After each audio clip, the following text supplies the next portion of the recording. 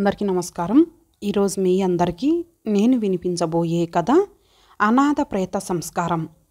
రచయిత దూరి వెంకటరావు గారు. ఇక కథలోకి వెళితే, అవతారం మామయ్యకి అస్వస్థతగా ఉంది అన్న ఉత్తరం అందుకొని యలమంచిలి బయలుదేరాను. గుమ్మంలో అడుగు పెట్టానో లేదో అత్తయ్య వచ్చి ఆప్యాయంగా పలకరించి లోపలకు తీసుకువెళ్ళింది. మామయ్య కాస్త కోలుకున్నట్లుగా ఉంది. మంచం మీద కూర్చొని ఎవరితోనో మాట్లాడుతున్నాడు.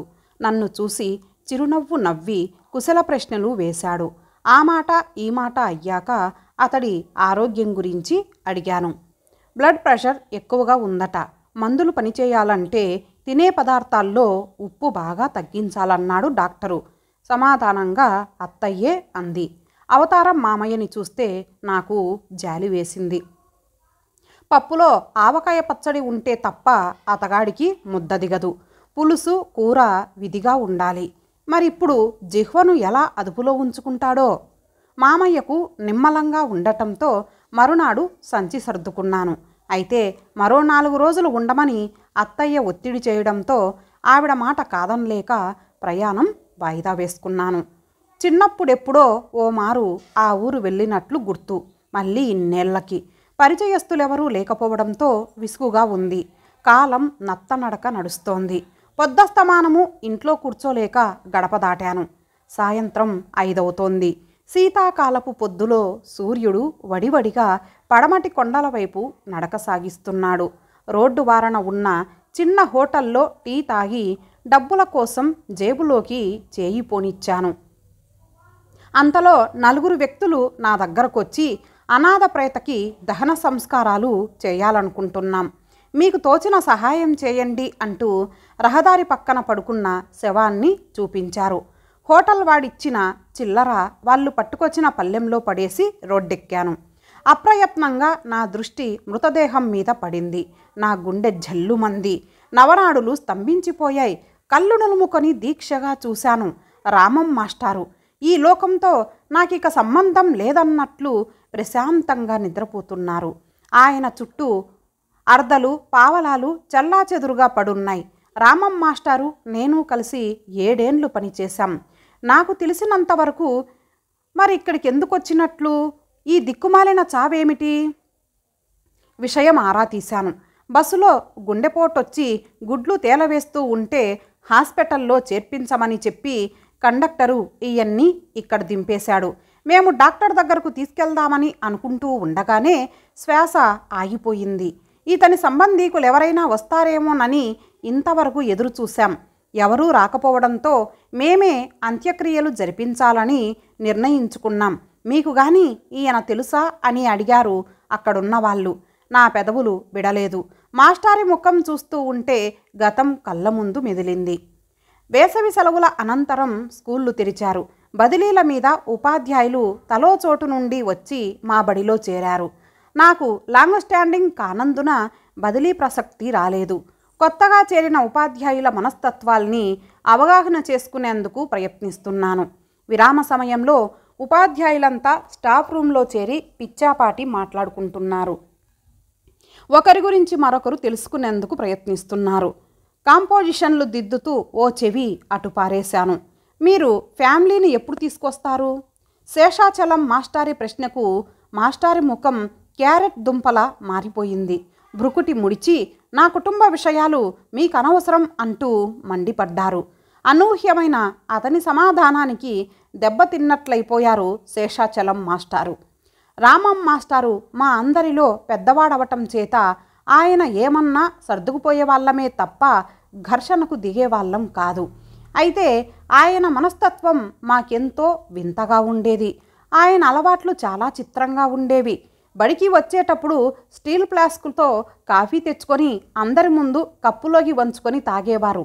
నిత్యం స్కూలుకు ఫ్లాస్కుతో హాజరవడంతో ఆకతాయి కుర్రవాళ్ళు అతనికి ఫ్లాస్కో మాస్టారు అని నామకరణం చేసేశారు. గుండె కోసి చూసినా ఆయనలో కనికరం అనేది కానవచ్చేది కాదు. హోంవర్క్ చేయని విద్యార్థుల్ని ఎన్నో రకాలుగా దండించేవారు. తొడపాశం పెట్టడం, మోకాళ్ళ మీద కూర్చోబెట్టడం, గుంజీలు తీయించడం, గోడ కుర్చీలు వేయించడం లాంటి రకరకాల శిక్షల్ని అమలు జరిపేవారు. రామం మాస్టారు పిల్లల్ని కఠినంగా శిక్షిస్తున్నారని తల్లిదండ్రులు ఫిర్యాదు చేయని రోజంటూ లేదు. ఆయనకు ఆలు బిడ్డలున్నారని వినడమే తప్ప ఎవరూ ఒక్కనాడు కూడా ఆయన వద్దకు వచ్చిన పాపాన పోలేదు. ఒంటరిగా ఉండి వండుకు తింటూ ఉండేవాడు. ఒకమారు దొడ్లో స్నానం చేస్తూ బావి దగ్గర కాలు జారి పడ్డారు. మేమంతా పరుగున వెళ్ళి ఆయన్ని మెల్లగా లేవదీసి హాస్పిటల్లో చేర్చాం. కుడి చేతికి ప్లాస్టర్ వేశారు. ఆ స్థితిలో కూడా అయిన వాళ్ళెవరూ రాకపోవడంతో అంతా ముక్కు మీద వేలు వేసుకున్నారు. వంతుల వారీగా మా ఇళ్లకు రామం మాస్టార్ని భోజనానికి ఆహ్వానించాం. ఇలా ఉండగా ఎస్ఎస్సి పబ్లిక్ పరీక్షలకు ఇన్విజిలేటర్గా చోడవరం వెళ్ళవలసి వచ్చింది. ఇది వరకు రామం మాస్టారు పనిచేసిన ఊరది. పరీక్షలు అయ్యేంతవరకు తన ఇంట్లో ఉండమని గురునాథం మాస్టారు బలవంతం చేశారు. భార్య పుట్టింటికి వెళ్ళడం వలన అతడు ఒంటరిగా ఉంటున్నాడు. అతని అభ్యర్థనను తోసిపారేయలేక సరే అన్నాను. గురునాథం ఏ విషయం మీదనైనా అనర్గళంగా మాట్లాడగలడు. అతని మాటలు వింటూ ఉంటే సమయం తెలిసేది కాదు. మాటల సందర్భంలో రామం మాస్టారి ప్రసక్తి వచ్చింది.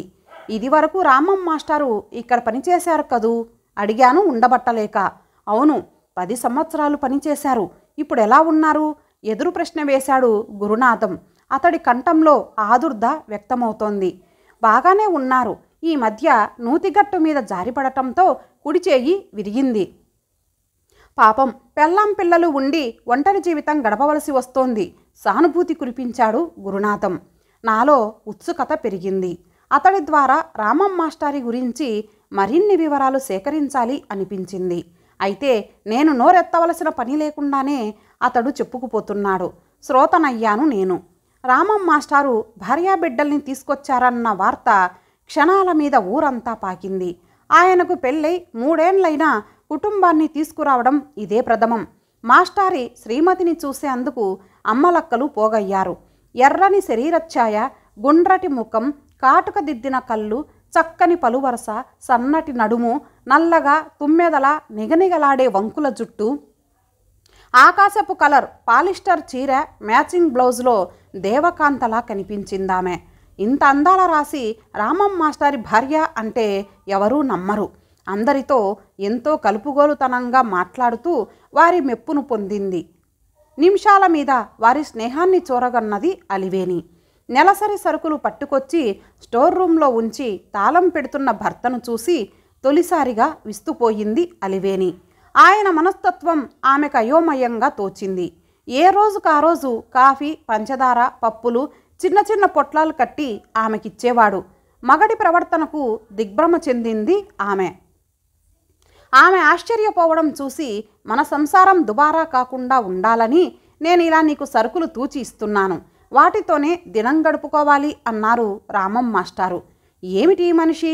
ఇతన్ని ఎలా అర్థం చేసుకోవాలి?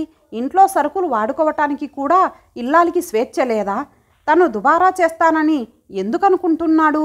అసలు ఇలాంటి వ్యక్తులు లోకంలో ఎక్కడైనా ఉంటారా? భర్త కుసంస్కారాన్ని చూసి చీదరించుకుంది అలివేణి. తన తలరాతకు తనలో తను నిందించుకుంది.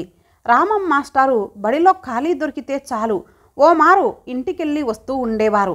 కొత్త కాపురం, పెళ్ళాం మీద మోజుతో ఆమెను వదల్లేక అలా చేస్తున్నాడు అనుకున్నారందరూ. అందుకే అతని చర్యకు ఎవరూ అడ్డు తగలలేదు. నమస్కారం మాస్టారు అన్నాడు నారాయణమూర్తి లేచి నిలబడి. అతడు ఆ ఊర్లో హోమియో వైద్యుడు.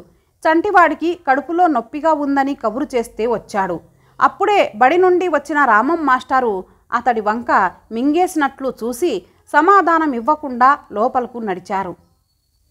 మాస్టారి ప్రవర్తనకు చిన్నబుచ్చుకున్న ముఖంతో వస్తానమ్మా, నేనిచ్చిన మాత్రలు 3 పూటలా వెయ్యి అంటూ వెళ్ళిపోయాడు నారాయణమూర్తి.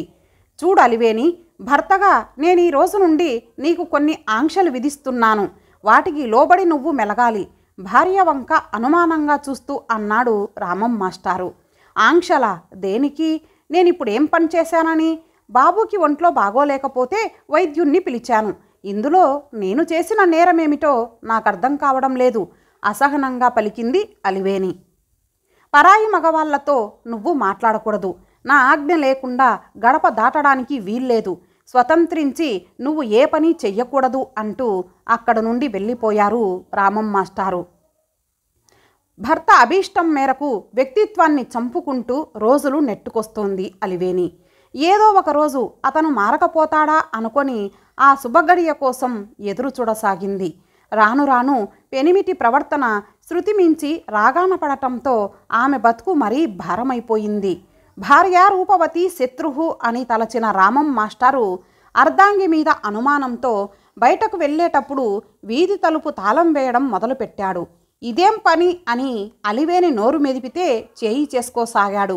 మనసులోని బాధను మరొకరితో పంచుకోవడానికి కూడా వీలు లేకపోవడంతో జీవితం నరకప్రాయంగా తోచింది ఆమెకు. 4 గోడల మధ్య బందీ కావడంతో విముక్తి కోసం ఆమె మనసు పెనుగులాడింది. అంతే, ఉన్నట్లుండి ఒక రాత్రి భర్త నిద్రిస్తున్న సమయంలో పిల్లలతో మాయమయ్యింది అలివేణి. అప్పటి నుండి రామం మాస్టార్కి ఒంటరి జీవితం ప్రారంభమయ్యింది. పుట్టింటికి వెళ్ళిపోయిన అర్ధాంగిని రప్పించుకోవడానికి రకరకాల మార్గాల్ని అన్వేషించాడు.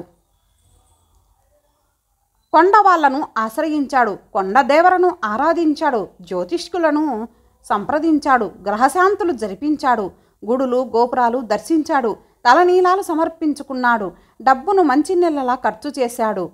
అతడి బలహీనతల్ని ఎందరో సొమ్ము చేసుకున్నారు. అయితే ఇవేవి అలివేలి మనసును మార్చలేవని ఆలస్యంగా తెలుసుకున్నాడు. భరణం కోసం భార్య కోర్టుకెక్కితే బతుకు బయటపడుతుందని ఐచ్ఛికంగా జీతంలో సగభాగం సహధర్మచారినికివ్వడానికి గుట్టుగా ఒప్పందం కుదుర్చుకున్నాడు. రామం మాస్టారు అవివేకంతో మూర్ఖంగా ప్రవర్తించి జీవితంలో ఎన్నో మధుర క్షణాలకు దూరమయ్యారు. మరెన్నో చేదు అనుభవాల్ని చవిచూశారు.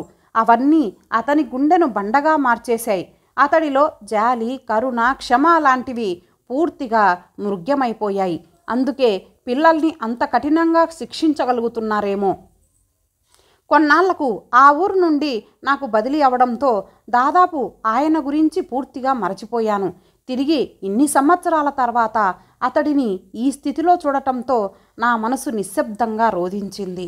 కొరివి పెట్టేందుకు కొడుకులుండి అనాథ ప్రేతగా మిగిలిపోయాడు. నా ఆలోచనలు పూర్తిగా తెగకముందే ఆయన భౌతిక కాయాన్ని ఎత్తేటందుకు 3 వ్యక్తులు అక్కడకు చేరారు. 4వ భుజం కోసం ఎదురుచూస్తూ అప్రయత్నంగా భుజం అందించాను, నా వంతు కర్తవ్యంగా. ఇంతటితో ఈ కథ సమాప్తం. మరలా మరొక మంచి కథతో కలుద్దాం. అంతవరకు సెలవు. నమస్తే.